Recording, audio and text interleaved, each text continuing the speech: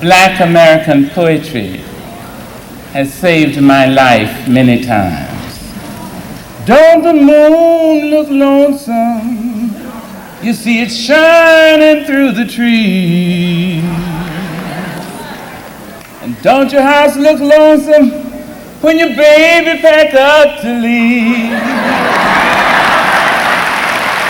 Maya Angelou's performance led the way on the festival's cultural journey. The acclaimed writer is a living example of how African culture has influenced America's literary community. I have the African voice and African ear. That is to say, I do hear the pentatonic scale, I do hear the flatted third and the diminished fifth. The ability to rise, to survive despite all sorts of barriers and difficulties and humiliations and horrors is a part of the legacy I have. And these children, our children today, if they see my life, see the life of Eugene Redmond, see the life of Miles Davis, see the life of Max Roach, if they see the life of Sonia Sanchez, see the life of Alice Walker, they must say, well, look, I mean, that was in the olden days. Surely I can do better than that. Ms. Angelou's message holds true for young musicians as well. 8-time Grammy Award winner Wynton Marsalis still takes notes from older performers. Beethoven.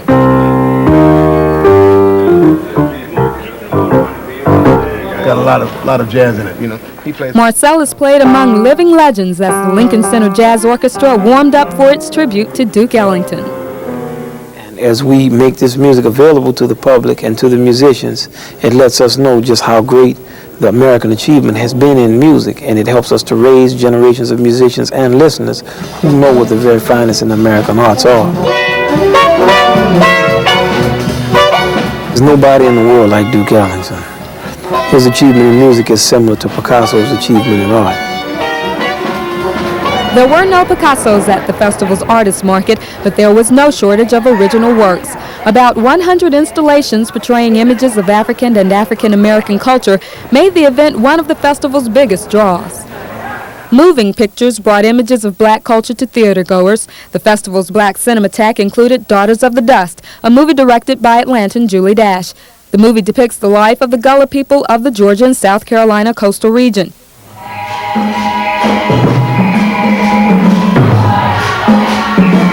Theatrical performances brought the talents of African-American actors even closer to audiences.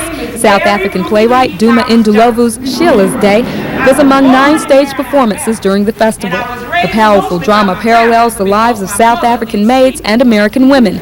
One scene depicts the civil rights struggle of 1956, when South African women burned their passbooks and American women led the Montgomery bus boycotts. From the stage of Atlanta's Alliance Theater to the stage of Morehouse College's King Chapel, the cultural journey moved on, and the Gary Harrison Dance Company moved to a 4/4 beat, not straying far from African influences. Every piece of choreography I do or will be seen tonight, whether it's straight African or ballet, modern, jazz, it derives from there. So I've been, we all have been heavily influenced, and to say that we haven't, we'd be lying. As the festival traced the African influences on the arts, it sometimes brought the 8 artistic disciplines to audiences that otherwise would not have shared in the experience. Really, I've never been exposed to a ballet like that. Actually, seeing something like that I've never seen before made me feel great. 1 week probably wasn't enough time to see all 2,500 artists and exhibits appearing throughout the city, but the 2-day Roots and Branches Festival brought all of the art forms together, giving visitors a taste of the festival's full flavor. The centerpiece event featured 4 villages recreated to depict black culture from West Africa to Texas. The Seminoles are actually Creek Indians. Each village demonstrated traditions unique to the culture it represented and proved to be a learning experience. Folk artists demonstrating their talents from stilt walking to quilt making weaved throughout the villages and along the marketplace. How did you learn how to make quilts like this? Oh, I learned when I was a girl in the country. My mother, grandmother. Can you kind of trace how it got into the family? No, I can't. It's what they know before we came.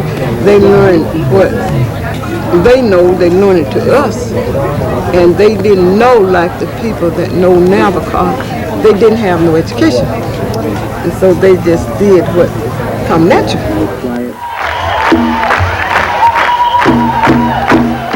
Drum beats native to Africa, Latin America, Cuba, Asia, and America banged out the message of cultural linkage between Africa and the rest of the world. The celebration of folk arts marked the end of the National Black Arts Festival, but not the end of the cultural journey.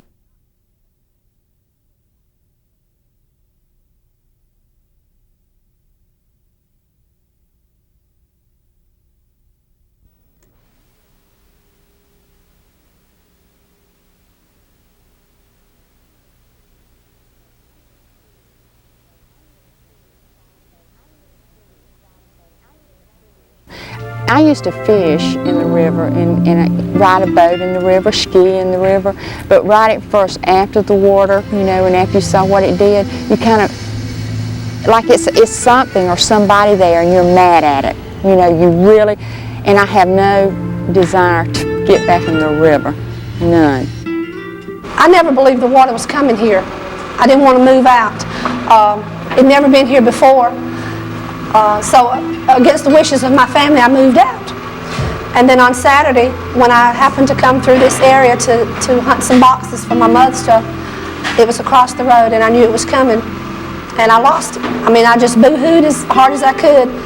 But then that was my one good cry. There was nothing I could do about it. It was coming.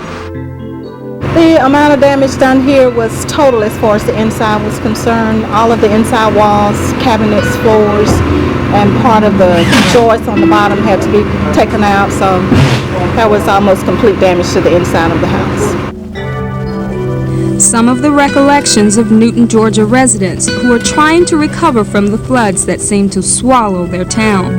Representatives from the federal government came to assess the damage and pledged to help the residents restore their community to a semblance of what it used to be. Now, months after the floods wreaked havoc on this South Georgia town, the rebuilding continues. And long after the devastation no longer is grabbing headlines, volunteers from AmeriCares Homefront are helping residents put back together their homes and their lives.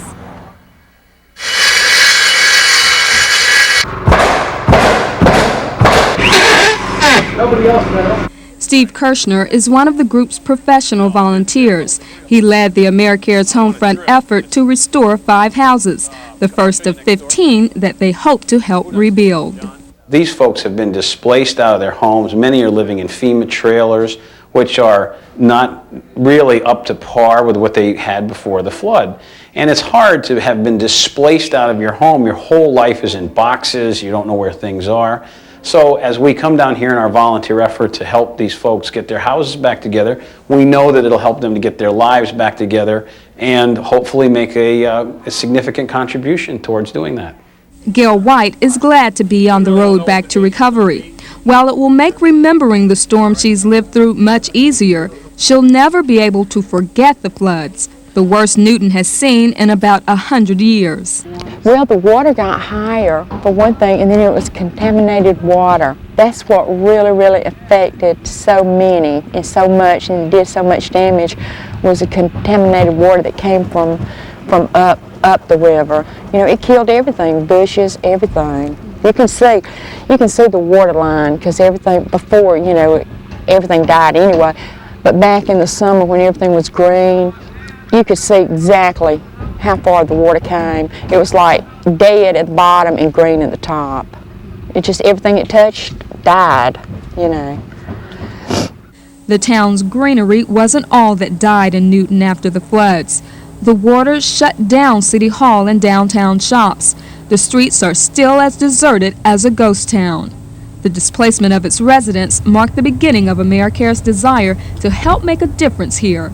AmeriCares itself is an international relief organization, mainly known for being first on the scene of every disaster, and Homefront is our primary domestic program. And we renovate houses for people who are elderly or financially or physically unable to do the work themselves. But because of our involvement bringing medical supplies after the flood, and our involvement then with the Georgia Farm Bureau, we just took a look at Newton and Montezuma and some of these towns where the people aren't back in their houses yet, and decided that it was a place that Homefront needed to be. So we packed up the troops and organized all of this today.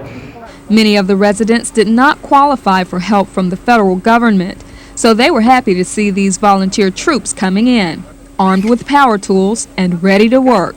I first turned to FEMA and then to SBA, and was not able to get any help from them.